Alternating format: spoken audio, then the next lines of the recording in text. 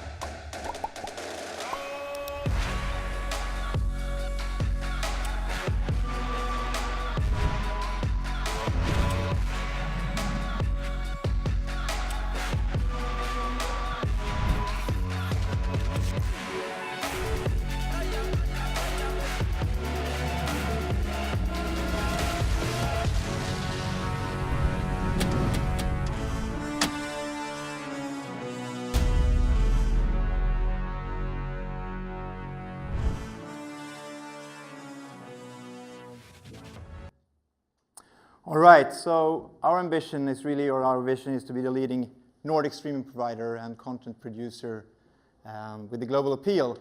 We, as a group, hold free TV, pay TV, streaming services, radio businesses, and we have 34 production companies that produce content for our own businesses and for international companies all over the world.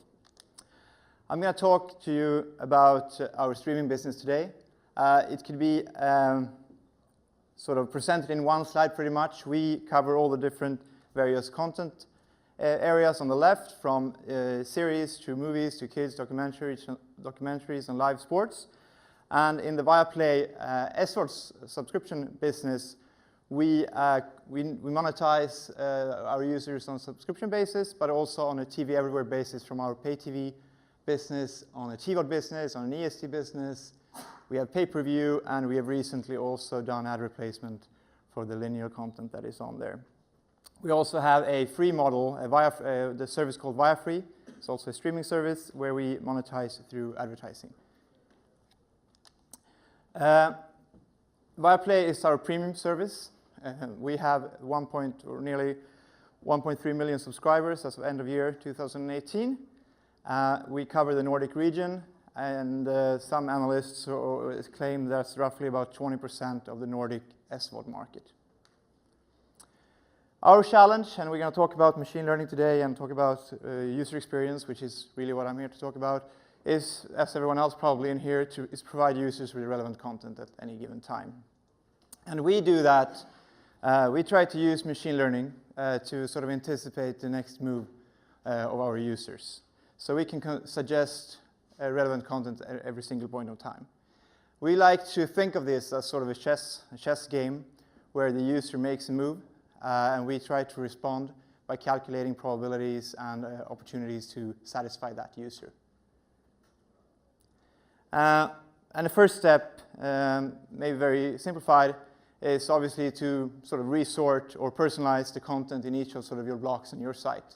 And we're going to come into sort of how we think about that from more of a technical perspective. Another step or solution to do is obviously that you can sort of personalize the entire site or the entire landing page.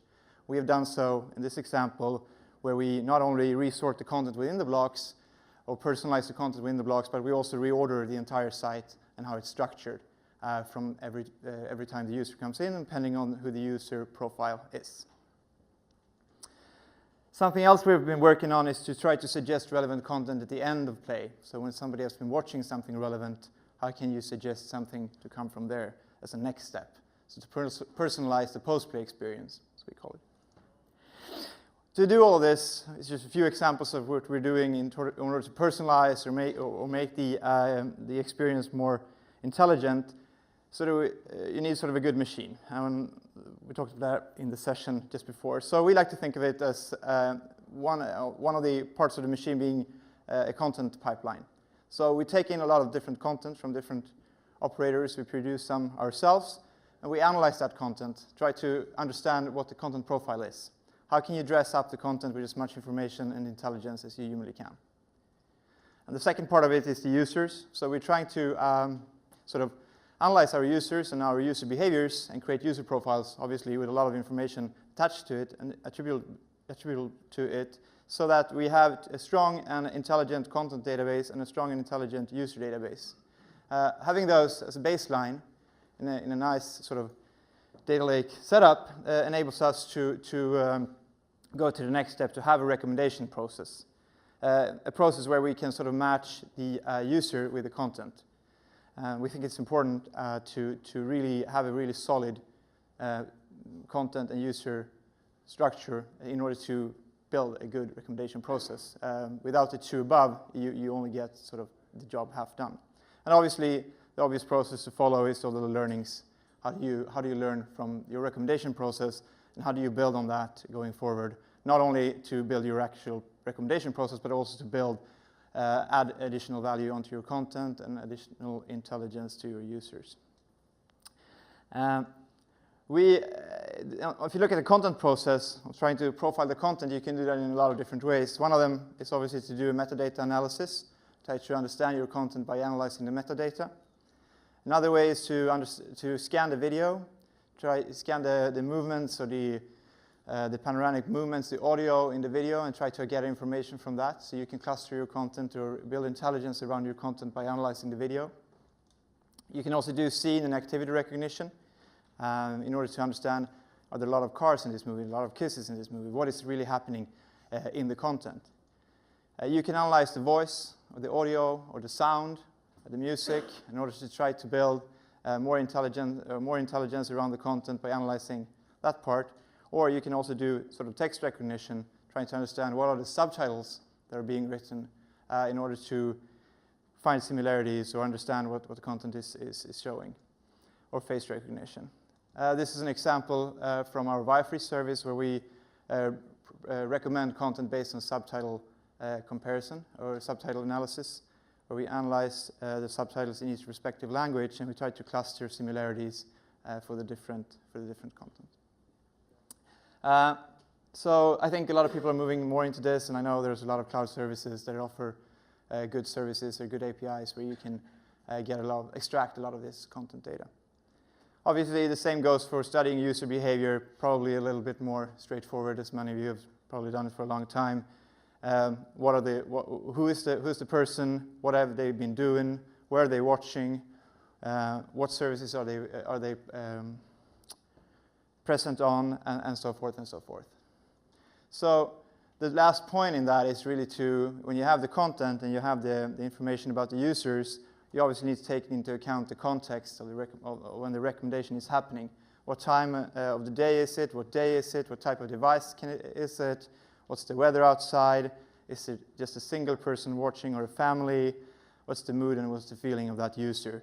Sort of a tricky, some of the things very tricky to get out unless you ask the user. So the last part of that machine is really the learnings, and we have a number of things that we're looking at. We're obviously looking at what content is promoted, how much of the content catalog is promoted, how much is recommended on the start page versus our total catalog, what is the relevancy matrices that we can use to understand what content is displayed to a user during a month period of time. Viewing and engagement metrics, quite obvious. How much is the consumers watching? What are they watching? What's the completion rates for different series or episodes or movies? Retention metrics, I think it's important in addition to viewing metrics. How often is the user coming back and how long are they staying for? And I think a lot of users maybe be watching very intensively for a couple of weeks, and then they drop off and they go to another service. Maybe they switch their SVOD for some other brand. So what is that metric, and how do we retain that alongside increased viewing and engagement?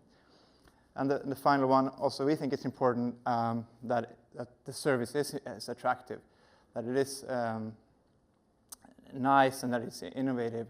because it also drives the customer satisfaction metric. We think that is important alongside the viewing and engagement metric. So our solution, or what we're doing in trying to sort of, build our base, we analyze content and we analyze user behavior. We're trying to recommend content all the time through A/B testing, multivariance testing, as much as we can. We learn from that, and then we just do it again. And we just keep this process going, and we try all the different places in the service that you can imagine where you can do different recommendations or filtering or sorting. I mean, it's not only about doing recommendations, it's also about what you can take away from the user, what you can clarify for the user. So pretty much wrap up, all our users or people don't have a lot of time, and there is so much selection, so we're trying to cater for individual preferences, be relevant as fast as humanly possible. That's it. Thank you. Thank you very much.